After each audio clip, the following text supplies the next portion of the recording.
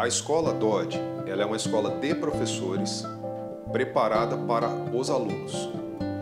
Então, o que isso significa para nós? Todo o corpo de profissionais da escola, eles têm que sugerir de uma forma convicta o projeto pedagógico da escola. Então, as regras, os procedimentos e a mecânica da construção do processo de aprendizagem tem que ser homogêneo. Então, todos uníssonos na mesma ideia. E essa conformidade vai gerar um grupo de alunos feliz. E esse grupo estando feliz é resultado do bom andamento dos professores. Nós dizemos isso aqui porque a parte pedagógica, para nós, é o contexto que sugere a eficiência da escola. Então, quando vamos escolher os funcionários, precisamos de pessoas que entendam que eles são peças fundamentais. Isso significa o quê? Somos um grupo de pessoas que pensamos da mesma forma. Temos o mesmo interesse e acreditamos na mesma coisa. Se acreditamos na mesma coisa, nós estamos no que nós entendemos como comunhão. E isso, para nós, é importante, porque como a escola é confessional, os professores, funcionários, a parte administrativa, técnica, portaria, todos os setores que temos aqui, nós precisamos que as pessoas sejam convictas que Jesus é o Salvador. Sendo assim, a escola vai caminhando dentro dessa segurança. E aí essa segurança ela é sentida aqui entre os próprios funcionários, ela é sentida nas relações que as famílias têm com os funcionários e ela é testemunhada nas relações das famílias com as famílias, porque as famílias veem isso aqui no nosso meio.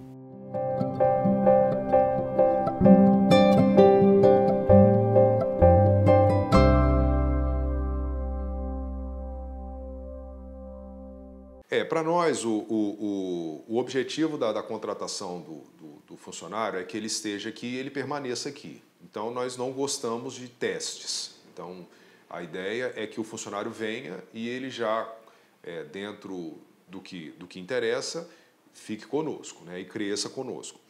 Hoje, o DOD está numa caminhada de se estabelecer como uma escola de alto padrão e em alto nível. E essa construção, que ela é feita todos os dias, ela precisa de que o profissional se enquadre em 3 critérios. O primeiro critério ele é o critério particular da escola. O que significa? Nós somos um grupo de pessoas que defende e que testemunha de uma experiência que o funcionário da escola tem que ter a mesma. Ele não precisa de ser da denominação que nós somos, mas ele tem que entender o que Jesus significa para nós. Então, eu não posso ter um professor aqui que tem uma ideia adversa à nossa. Então, a Bíblia, que é a palavra de Deus, é aquilo que nós temos como instrução, é o que nos guia. Os nossos funcionários eles têm que entender isso. Então, isso é uma particularidade da escola. Graças a Deus, até hoje, isso foi muito bem entendido, tanto que as pessoas que têm o desejo de trabalhar conosco, elas já vêm sabendo dessa necessidade, dessa demanda, então caminhamos bem. O segundo quesito é o quesito técnico. Esse é um que nós analisamos com tanto vigor quanto o primeiro, porque o professor ele tem que saber a matéria, o pedagogo tem que saber a pedagogia, o porteiro ele tem que entender de segurança e recepção. Então são uma série de necessidades que dependem de bom senso. Então eu não posso exercer uma função de secretariado se eu não domino as informações da secretaria. Então, as informações técnicas, elas são analisadas. Elas não são só analisadas, né? Elas são analisadas e testadas.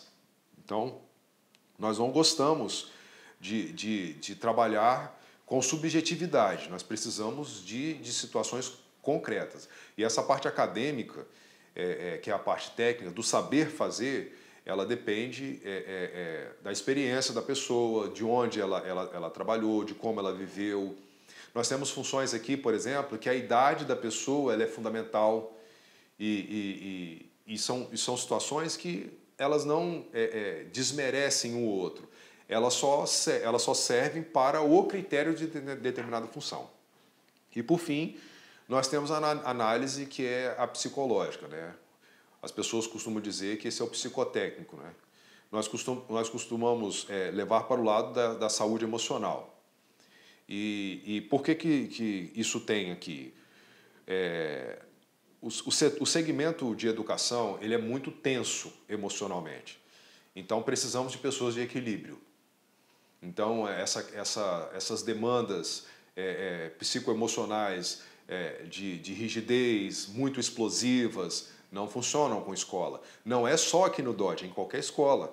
Aqueles que nos ouvem, né, devem estar pensando, poxa, mas isso é qualquer empresa. Realmente, mas a escola isso é muito mais sensível. Eu não posso ter um professor truculento. Eu não posso ter uma coordenação intransigente. Eu preciso ter uma pessoa que seja flexível, que seja compassiva, ela tem que ser amorosa. Então, são situações. E cada caso é um caso. O professor de infantil é de um jeito, o professor de fundamental, anos iniciais, é de outro jeito. Por exemplo, uma coisa prática, né? Nos anos iniciais, que é de 1º ao 5º ano, nós notamos com muita facilidade isso. O professor alfabetizador, ele tem um perfil mais rígido. O professor que não é alfabetizador, ele já tem um perfil mais flexível. O professor de 5º ano, que é o último ano, ele já tem um perfil mais rígido, mas a rigidez ele é um pouco mais acadêmica. Então são situações que nós vamos analisando. E essa caracterização é mais uma forma que a escola tem de aprimorar o trabalho dela, né? Então a gente entende que quanto mais específicos formos, maior vai ser o nível e a qualidade da escola. A palavra do Senhor fala que é bom para o homem que ele tenha prazer no seu trabalho, né? Isso é uma coisa que provém de Deus. E hoje aqui na escola, isso é uma característica dessa escola, nós listamos algumas coisas aqui. Então, especificamente para professores, até para que os pais entendam com quem estão deixando os seus filhos, né? Então, nós temos aqui, o professor do Dodge ele tem que ser consciente da confissão dessa escola. Então, eu não posso ter um professor aqui que ele tenha qualquer divergência com a doutrina. Ele não precisa de ser o que da igreja que somos, mas ele tem que entender que Jesus é o único e suficiente Salvador. Porque nós vivemos isso aqui na aula de música, no estudo bíblico, nas nossas atitudes, no nosso testemunho. Então o professor tem que ter isso aqui. Esse é a primeira característica. Ele pode ter a denominação que ele seguir, que ele sirva ao Senhor de coração, mas ele tem que entender a confissão dessa escola. A segunda coisa é que nós precisamos de pessoas que sejam autodisciplinadas. E isso aí é uma ideia que trabalhamos, inclusive, tecnicamente, com palestras, com reuniões, com conversas. O que significa a autodisciplina? É a pessoa entender o limite dela. E isso é uma coisa que nós sabemos ser uma das mais difíceis que existe no mercado de trabalho, mas são coisas que nós olhamos sempre aqui. A parte da gestão da escola está sempre olhando isso. Essa parte da autodisciplina está muito relacionada também com os critérios e as análises sociais. Então o professor ele tem que entender que a vida dele é baseada em moral e ética. Nós não temos interesse aqui de ficar definindo isso filosoficamente, mas o que isso significa de uma forma prática? O professor ele é um exemplo. Então o aluno entra na sala e ele olha para o professor dele e ele busca no professor dele alguma coisa que ele gostaria de ser. Então os professores eles têm que ter essa sensibilidade de entender que eles são formas vivas de testemunho daquilo que os alunos estão vendo. Então, se ele for uma pessoa honesta, séria, trabalhadora, organizada, fiel às suas palavras, cumpridor das suas demandas e compromissos, ele vai ser uma pessoa autodisciplinada. Mas aí retomo, né? O autodisciplinado, ele entende o que ele é. Ele sabe aonde está a limitação dele e ele tem o interesse de melhorar. Ele não é uma pessoa travada. Ele é uma pessoa aberta. As pessoas mais antigas costumam dizer que o funcionário, quando ele é truculento, né, quando ele é muito fechado, ele é quadrado, né, aquela pessoa que é quadrada. E isso aí em escola não funciona, tampouco aqui na nossa escola. Aqui nós precisamos de ser flexíveis. Até porque, se nós vivemos pela graça, nós temos o direito de aprender, né? Uma outra coisa que já comentei é a questão do domínio do conteúdo. Mas veja o que isso significa, agora de uma forma mais detalhada. O professor que ele tem domínio de conteúdo, ele ensina uma matéria da forma que for necessário ensinar. Uma vez um professor disse uma coisa para mim que eu guardei isso para a vida. Ele falou bem assim, o dia que você conseguir ensinar uma matéria dessa complexidade para uma criança de 6 anos e ela entender, você entendeu a matéria. Se você conseguir pegar um assunto de complexidade tal e conseguir reduzir a complexidade ao ponto de uma criança de 6 anos entender, você vai ser uma pessoa que domina a matéria. Não, isso não significa didática, isso significa domínio da matéria. Porque algumas pessoas confundem o professor ser didático, que é uma coisa que nós solicitamos aqui, com a pessoa enfraquecer o conteúdo. Então nós notamos isso aí com facilidade no YouTube, por exemplo. Se você for no YouTube, pegar uma matéria de vestibular, imagina uma matéria lá, função do segundo grau. Se você assistir 10 vídeos, pode ser, sem exagero, que 6 dos 10 vídeos contenham erros grosseiros de conteúdo, erros de teoria, de formas de execução, e isso é muito comum. Então, aqui na escola, nós precisamos de professores que tenham domínio do conteúdo. Por quê? Quando você explica para um aluno e ele não te entendeu, você muda para o outro jeito. O aluno não te entendeu, você vai para um terceiro jeito. E aí você vai ter vários jeitos. E essas formas, que são as formas que nós rodeamos o conteúdo, você só tem se você estudar. E aí a pessoa tem que estudar a matéria. Uma outra coisa que temos também aqui na escola é a questão da motivação da profissão.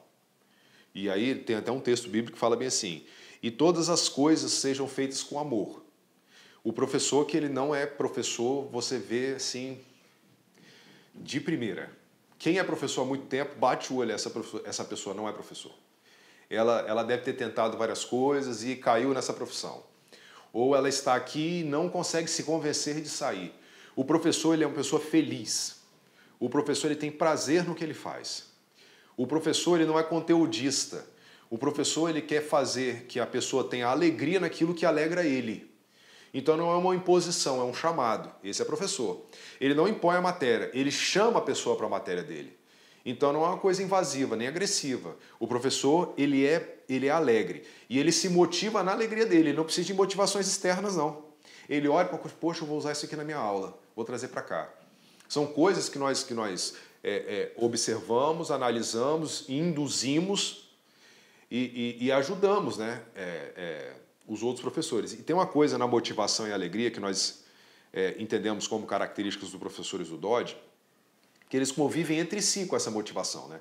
Então, às vezes, o professor A está um pouco chateado, mas o B está sobrando alegria, o C está ali no meio, eles se juntam e eles entram no equilíbrio e a coisa vai andando. Então, é uma situação que nós entendemos como característica. E uma outra característica que os nossos professores precisam de ter é empatia e paciência. O professor, essa alegria dele, ela tem que ser empática. O professor ele tem que ser uma pessoa paciente. Ele não pode ser uma pessoa difícil. E vou dizer uma coisa, o professor ele não pode ser um juiz.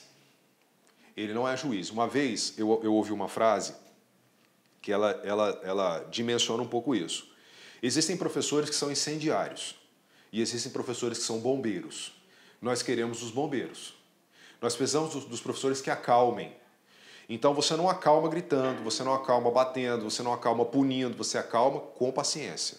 A paciência ela não é tolerância. A paciência não é subversão às regras. A paciência é o amor que você tem ao que você está fazendo. Então você vai sim, se colocar no lugar da pessoa, entendendo que você é a regra, que você é o adulto da conversa, que você é a pessoa que representa a escola, e aí você vai abordar. Então, quando você abordar a criança, ela vai ver isso em você, o adolescente vai ver isso em você, e aí ele vai passar para o seu lado, ele não vai ficar contra você. O nome disso é empatia e paciência. As dificuldades dos alunos elas têm aumentado muito. Então, a forma que os alunos vivem, até as suas próprias famílias, o professor ele precisa de entender a necessidade de estar junto com isso. E, por fim, o professor ele tem que ser organizado. A pessoa tem que ser organizada. E isso aí é uma coisa que o próprio sistema pedagógico do DOD, que são as coordenações que temos aqui, a do integral, a do fundamental anos iniciais, fundamental final e ensino médio, ela própria cria sobre o professor. O que eu digo isso? De uma maneira geral, em todas as escolas, né, que nós conhecemos, todas que trabalhamos até hoje, a organização e planejamento é um critério de excelência. Quanto mais organizado ele for, quanto mais planejado ele estiver, maior é a excelência da aula dele. Isso vale para o meu trabalho e para o de qualquer outro profissional. Esses profissionais que trabalham no improviso, eles podem até obter um sucesso, mas o sucesso é limitado.